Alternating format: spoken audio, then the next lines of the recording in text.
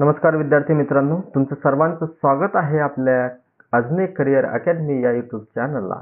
या व्हिडिओमध्ये मी तुमच्यासाठी घेऊन आलो आहे खास एक ताजी अपडेट। ती अपडेट म्हणजे आहे आपल्या कृषी सेवक भरती 2023 च्या निकालाबाबत। बरेचसे विद्यार्थी आहेत की त्यांनी 16 जानेवारी आणि 19 जानेवारी 2024 ला कृषी सेवक पदासाठी परीक्षा दिलेली आहे महाराष्ट्रातील वेगवेगळ्या भरती केंद्रावरती किंवा परीक्षा केंद्रावरती। तर या परीक्षा केंद्रावरती 16 जानेवारी आणि 19 जानेवारीला परीक्षा ज्या विद्यार्थ्यांनी दिलेली आहे ते विद्यार्थी खूप दिवसापासूनची कृषी सेवक या परीक्षेच्या निकालाची आतुरतेने वाट बघत आहे। तर त्या विद्यार्थ्यांसाठी हा अतिशय महत्त्वाचा व्हिडिओ आहे। तर त्या विद्यार्थ्यांना मी सांगू इच्छितो की आपलं जे कृषी सेवक आहे हे जे कृषी विभाग डिपार्टमेंट येते किंवा आपलं जे कृषी विभाग असतो, या कृषी विभागाने एक अलीकडेच म्हणजे आजच एक प्रसिद्धी पत्र जाहीर केलेलं आहे। तर या प्रसिद्धी पत्रकात नेमकं काय म्हटलेलं आहे, ॲक्च्युअली ते निकालाविषयीच प्रसिद्धी पत्रक आहे, पण त्या प्रसिद्धी पत्रकामध्ये तुम्हाला निकालाची तारीख सांगितली आहे, काय नेमकं काय म्हटलेलं आहे ते सविस्तर आता आपण बघूया। त्या व्हिडिओमध्ये काय बघायला मिळणार आहे, आपल्याला प्रसिद्धी पत्रक बघायला मिळणार आहे, त्यानंतर दुसरी महत्त्वाची गोष्ट निकालाची तारीख बघायला मिळणार आहे आणि सविस्तर कृषी विभागानं काय आपल्याला डिटेल दिलेली आहे ते बघायला मिळणार आहे। चला तर मग सुरू करूया व्हिडिओला। तर बघा, हे आहे आपलं प्रसिद्धी पत्रक।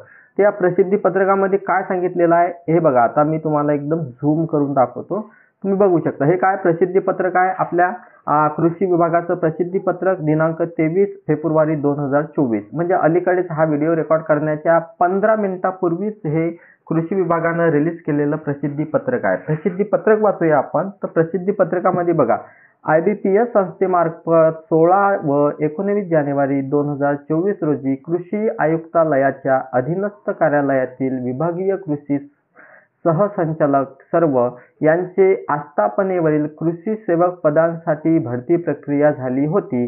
त्याबाबत अद्यापही निकाल न लागल्यामुळे उमेदवारांकडून सातत्याने विचारणा होत आहे।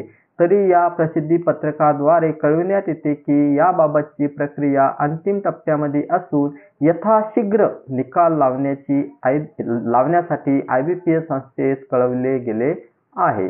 बघा, आता काय आपला जो निकाल आहे हा कसा लागणार आहे, यथाशीघ्र निकाल लागणार आहे। बघा, आजपासून जवळपास 7 ते 8 दिवसाच्या पूर्वी मी असंच एक प्रसिद्धी पत्र अपलोड केलं होतं, ते म्हणजे आपले वरिष्ठ लिपिक आणि स्टेनोग्राफर साठी कृषी विभागाच्या परीक्षेसाठी की तुम्हाला जवळपास आठवड्यामध्ये निकाल लावण्याचे चान्सेस आहेत असं समथिंग काहीतरी बोललो होतो। आणि त्याच्या तिसऱ्याच दिवशी आपल्याला काय बघायला मिळाला होता, स्टेनोग्राफर आणि आपले जे वरिष्ठ लिपिक आहेत, तर काय वरिष्ठ लिपिक कृषी विभागाचा निकाल प्रसिद्ध झाला होता। त्याचप्रमाणे आपले जी कृषी सेवकची परीक्षा 16 जानेवारी व 19 जानेवारीला झालेली आहे। तर त्या विद्यार्थ्यांसाठी आज कृषी विभागानं कृषी आयुक्तालयाकडून आपल्याला प्रसिद्धी पत्र मिळालेलं आहे आणि या प्रसिद्धी पत्रानुसार आपण सांगू शकतो की आपले जे निकालाचं काम आहे हे अंतिम टप्प्यात आलेलं आहे। आता अंतिम टप्प्यात निकालाचं काम आलेलं असून IBPS ला कळवण्यात आलेलं आहे, म्हणून आता IBPS काय करणार आहे, तर यथाशीघ्र निकाल लावणार आहे। महत्त्वाचा शब्द काय आहे, यथाशीघ्र।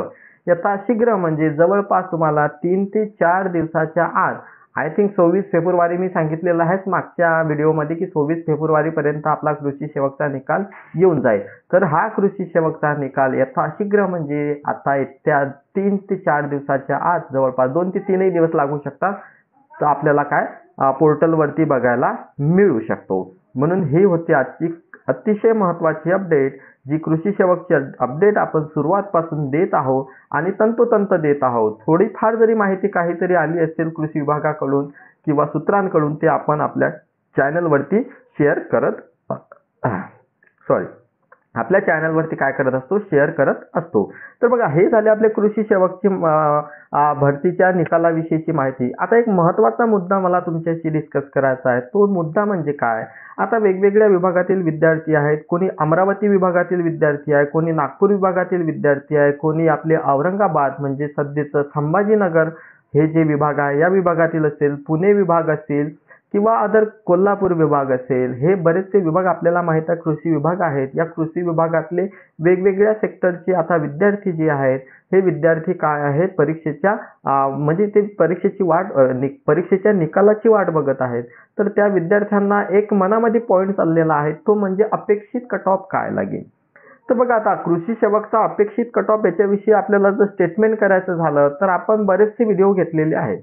त्या बऱ्याचशा व्हिडिओमध्ये एक मागच्या आय थिंक परवा दिवशी मी एक लाईव्ह सेशन घेतलं होतं. त्या लाईव्ह सेशनमध्ये सविस्तर आपण कृषी सेवकच्या एक्सपेक्टेड कट ऑफ विषयी बोललो होतो. त्यानंतर निकालाविषयी सुद्धा बोललो होतो.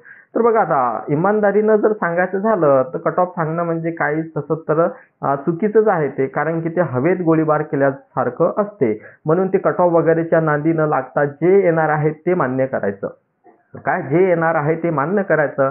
परंतु अलीकडे झालेल्या ज्या परीक्षा असतात आपल्या कृषी सेवकच्या, त्यांचा सुद्धा थोडंसं रेफरन्स घ्यायचं.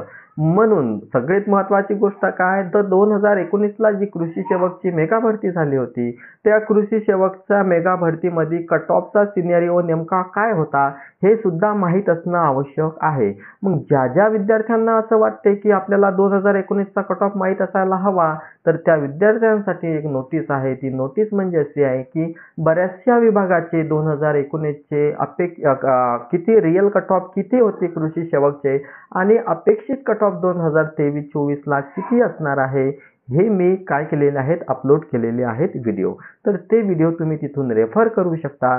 आणि तसंही तुम्हाला जर काही अपेक्षित कट ऑफ काय लागू शकतो हे सांगायचं असेल तर तुम्ही आपल्या कमेंट बॉक्समध्ये कमेंट करून सांगू शकता की सर या विभागामधला मी विद्यार्थी आहे, या विभागामध्ये एवढे मला मार्क आहे आणि अपेक्षित आहे कट ऑफ एवढा लागू शकतो. बरेचसे ॲग्री सेक्टरमधले विद्यार्थी आहेत की बऱ्याच दिवसाचा अभ्यास असते, खूप सारा अभ्यास असते त्यांचा. तर ते विद्यार्थी आपल्याला काय कमेंट बॉक्समध्ये सांगू शकतात, परस्पर चर्चा करू शकतात की कृषी सेवकचा कट ऑफ नेमका एवढा लागू शकतो. यामुळे काय होणार आहे, तर वेगवेगळ्या विभागातील जे विद्यार्थी असतील त्या विद्यार्थ्यांना एक थोडक्यात का होईना जवळपास कृषी सेवकच्या अपेक्षित कट ऑफ विषयी माहिती होणार आहे. आणि तसंही काळजी करण्याची काहीच गरज नाही. येत्या 2 ते 3 दिवसामध्ये तुम्हाला कृषी सेवकचा निकाल समोर येणारच आहे.